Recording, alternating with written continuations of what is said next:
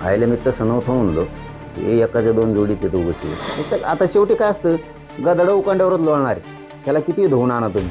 त्यामुळे हे राजकीय पक्ष सगळे सारखे कोणासंग युती सुद्धा सांगता येणार काय म्हणावं कोण पाहिजे. आणि लोकांची ती मनच आहे मुंबईत ठाकरे पाहिजे.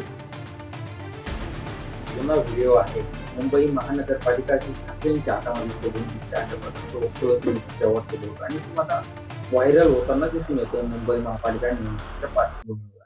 आता जर निवडणूक झाली तर मुंबई महापालिका कोणाकडे शोभून दिसेल किंवा कोणाच्या हातामध्ये शोभून दिसेल? आयला मी तसं नव्हतं म्हणलो.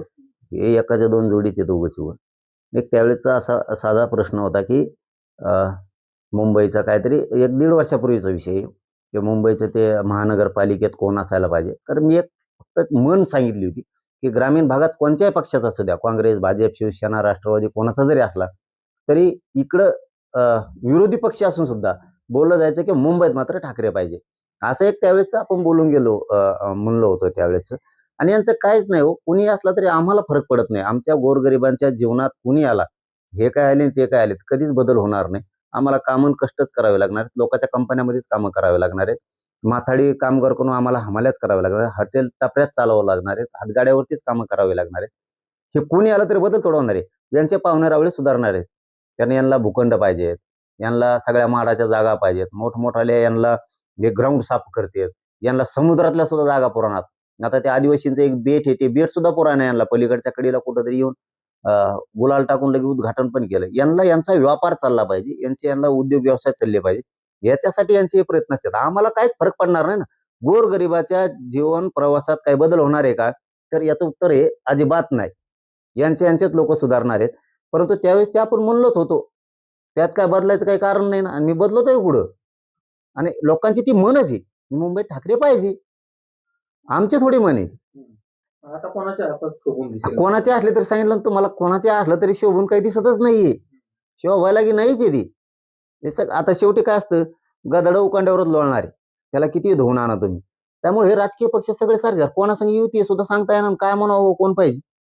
आता जर आम्ही म्हणतो हा हे पाहिजेत ते पाहिजेत, अहो युत्याच कळणार कोणासंग कोणाचे आहेत. भाजपचे राष्ट्रवादी संघ आहे, राष्ट्रवादीचे काँग्रेस संघ आहे, काँग्रेसचे बेसरामा संघ आहे. अरे कोण कोणासंग करतं युतीच मिळ लागत नाही. म्हणजे विरोधकच नाही राहिला आता. ना ठाकरे भाजपचे विरोधक आहेत, ना भाजप ठाकरेचे विरोधक आहे, ना ते पवाराची राष्ट्रवादी कोणाचे भाजप शिवसेनेचे विरोधक आहे, कोणीच नाही. यांनी ज्या त्या महानगरपालिकेत त्यांच्या सोयीनुसार युत्या केल्या.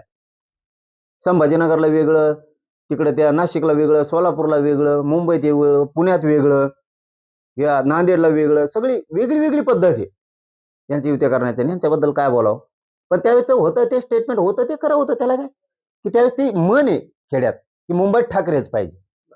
काय वाईट आहे त्याच्यात एवढं? शेवटचा प्रश्न असा आहे की आता तुम्ही ज्या प्रमाणपत्रासाठी लढा दिला 2 वर्ष झाले की कुणबी प्रमाणपत्र मराठ्यांना देण्यात यावं, असेच काही प्रमाणपत्र निघालेले यावेळेला ओबीसी प्रवर्गातून उभे आहेत, ओबीसी उमेदवार म्हणून, आणि त्यांना बोगस उमेदवार म्हणून हिणवलं जात आहे. आणि यांनी कशाला भरला अशा प्रकारची त्यांची अवहेलना. अरे आम्ही नाही बोगस आहे, भंगार बोगस आहे सगळे. आम्ही 150-200 वर्षापासून आमच्या नोंदी आहेत. यांना आता 1994 पासून जे दिलेला जे आर काढून दिले हे तर प्युअर बोगस आहेत. मग ओरिजिनल बोगस कोण असते तर 1954 पासून आरक्षणात घुसलेले ते तर बोगसच आहेत. एकच का उभा राहतात. मग आमचं तर म्हणणं आहे की माझ्या गरीबाच्या लेकराचं कल्याण व्हावं म्हणून ही लढाई आहे. ते शिक्षणात नोकरीत जावं, त्यांना योजना मिळाव्यात, उच्च शिक्षण घ्यावं, पोरं पोरी IPS IAS दर्जाचे अधिकारी होईल, यासाठी मी ते आरक्षण मागतोय. माझं तर सरळ सरळ म्हणणं आहे, कुणबी प्रमाणपत्रावर कोणी बांधवांनी उभा राहूच नका. पण ऐकन तरी कोण? इथं आहे म्हणल्यावर ते कचाकच उभा राहतात, नको म्हणलं तर राहते, त्याला कोण काय करणार आहे. आणि एवढं पोट दुखायची काही गरज पण नाही. हे माझं वैयक्तिक मत आहे की पोट दुखायची गरज नाही. कारण तुम्ही तसं वागायला पाहिजे होतं. नाव जे ठेवतात ना ओबीसीचे कोणी ते फिती येत नाही.